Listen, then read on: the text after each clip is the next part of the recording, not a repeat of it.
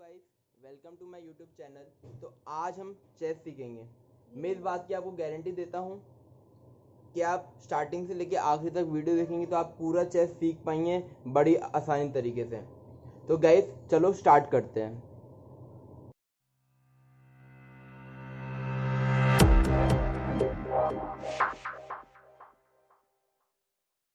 तो गाइस ये अपना होता है चेक बोर्ड। इस चेक बोर्ड में टोटल 64 कॉलम्स होते हैं, जिसमें 32 ब्लैक और 32 वाइट होते हैं।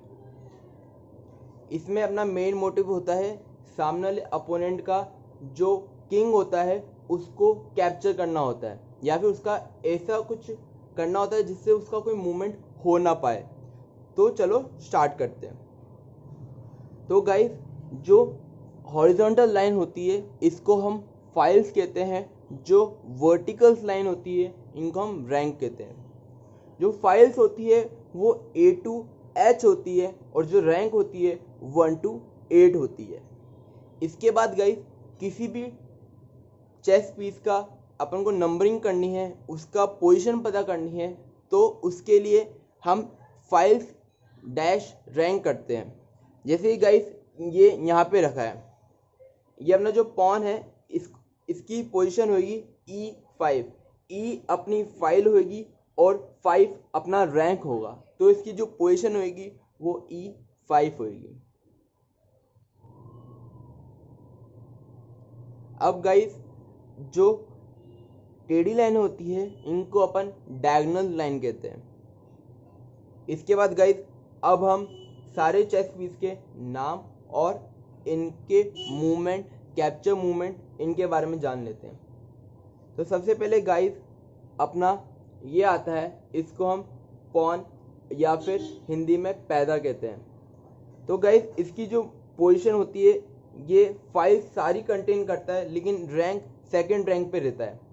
सारी फाइल रहेगी A to H, सारी फाइल कंटेन करेगा, रैंक इसकी सेकंड रहेगी। अब गाइस ये स्टार्टिंग में हमेशा 2 स्टेप चल सकता है या फिर 1 स्टेप चल सकता है। प्लेयर के अकॉर्डिंग ये स्टेप्स चलता है, ए से भी चल सकता है और ए से भी चल सकता है। अब गाइस इसका अपन कैप्चर मूवमेंट देख लेते हैं। लेकिन गाइस उससे पहले मैं बता दूं, जो इसका मूवमेंट होता है बस स्टार्टिंग में 2 स्टेप होता है, उसके बाद हमेशा ये 1 स्टेप होता है। अब गाइस इसका कैप्चर मूवमेंट देख लेते हैं। तो गाइस अगर कुछ इस तरह से कंडीशन बन रही है तो इसका कैप्चर मूवमेंट जानने के लिए अपन जो अपना पॉन है ये सिर्फ डायगोनली अटैक कर सकता है। मतलब कि ये सिर्फ इसको कैप्चर कर सकता है, इसको भी कैप्चर कर सकता है और इस वाले को भी कैप्चर कर सकता है। ये कभी बैकवर्ड मूवमेंट नहीं करता, ये हमेशा फॉरवर्ड मूवमेंट करता है। अगर इसके सामने कोई है अपोनेंट का कुछ भी चेस पीस, तो ये इसको कैप्चर नहीं कर सकता, ये कैप्चर हमेशा डायगोनली करता है। तो गाइस ये इसका मूवमेंट हो गया, कैप्चर मूवमेंट हो गया और इसके सिंपल मूवमेंट हो गया। तो गाइस इसके बाद जब अपना नेक्स्ट पीस आता है वो होता है हुक। इसको हिंदी में हम हाथी भी बोलते हैं। इसकी जो पोजीशन होती है ये हमेशा कॉर्नर्स पे रहता है और इसकी रैंक जो हमेशा रहती है वो 1 रहती है और फाइल्स इसकी A और H रहती है।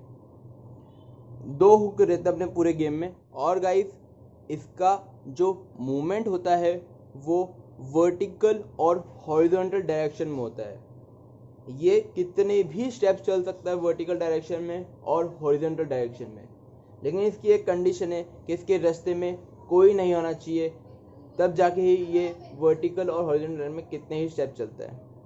अगर गाइस मान लो अगर आपका ही कोई चेस पीस इसके आगे रखा है तो ये इसको जंप करके इसके आगे नहीं जा सकता, पहले ये चेस पीस हटना पड़ेगा तभी जाके इसको आगे जाने देगा, उससे पहले ये आगे नहीं जा सकता।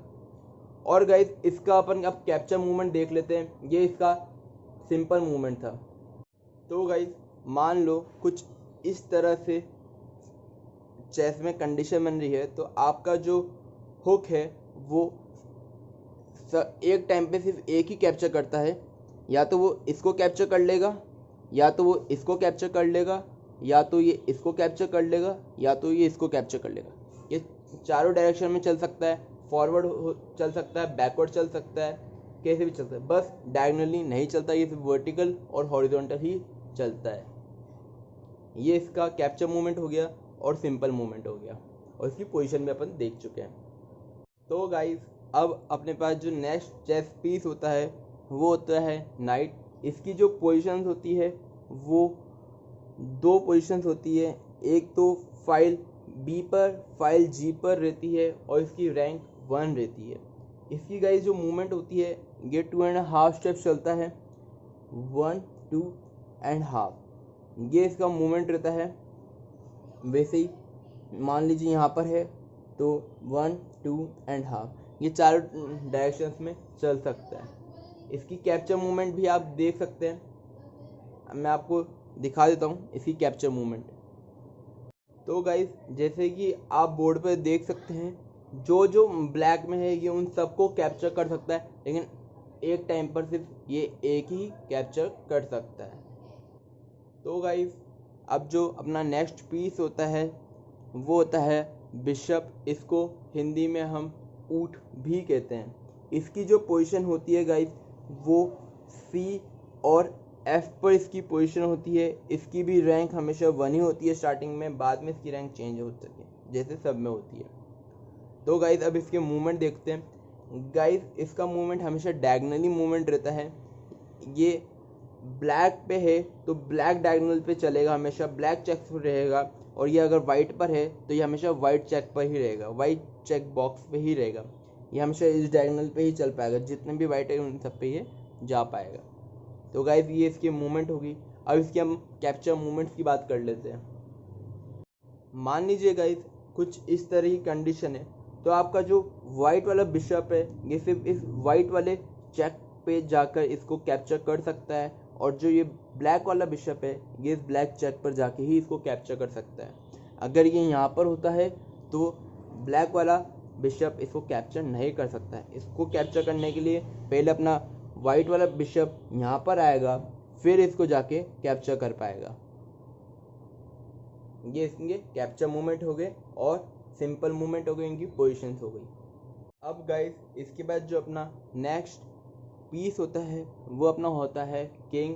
इसको हम हिंदी में राजा भी कहते हैं।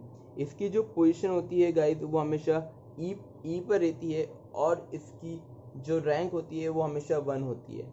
इसका जो कैप्चर मूवमेंट और मूवमेंट होते हैं, पहले हम मूवमेंट की बात कर लेते हैं। तो जो इसका मूवमेंट होता है ये स्टार्टिंग में हमेशा 1 स्टेप ही चल सकता है, और कुछ अलग रूल्स की वजह से ये स्टार्टिंग में 2 स्टेप भी चलता है। उन रूल्स की अपन बाद में अपनी अगली वीडियो में बात करेंगे। उस रूल का नाम होता है कास्टलिंग, तो उन रूल की अपन बाद में बात करेंगे, उन पर अभी नहीं जाते हैं। और गाइस ये हमेशा 1 स्टेप ही चलता है मूवमेंट्स में, और ये कैप्चर कैसे भी कर सकता है, डायगनली भी कर सकता है और वर्टिकल भी कर सकता है, हॉरिजॉन्टल भी कर सकता है। इसका हम आपको एक एग्जांपल दे देते हैं। तो गाइस जैसे कि आप देख रहे हैं यहाँ पे अपना जो राजा है वो बीच में है, तो यहाँ पे ये सबको कैप्चर कर सकता है। प्रैक्टिकली ये सिचुएशन पॉसिबल नहीं है, क्योंकि यहाँ पे इसके दोनों तरफ से चेक लग रहे हैं, तो ये चीज़ पॉसिबल नहीं है प्रैक्टिकली, लेकिन ये आपको समझाने के लिए बताया कि ये किस किस तरह से कैप्चर कर सकता है। तो गाइस ये इसके कैप्चर मूवमेंट और इसकी पोजीशंस हो गई।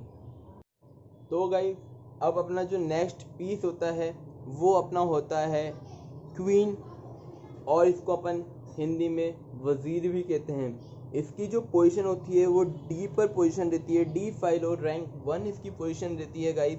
और इसका जो मूवमेंट की बात करें तो मूवमेंट्स इसके गाइस सारे तरह के मूवमेंट होते हैं एक्सेप्ट 2.5। ये नाइट का मूवमेंट नहीं लेता, बाकी हर तरह के ये मूवमेंट चल सकता है गाइस। इसको भी जाने के लिए स्पेस चाहिए होती है। अगर इसके बीच में कोई आ रहा होता है आपका ही चेस पीस, तो ये उसको जंप करके नहीं जा सकता।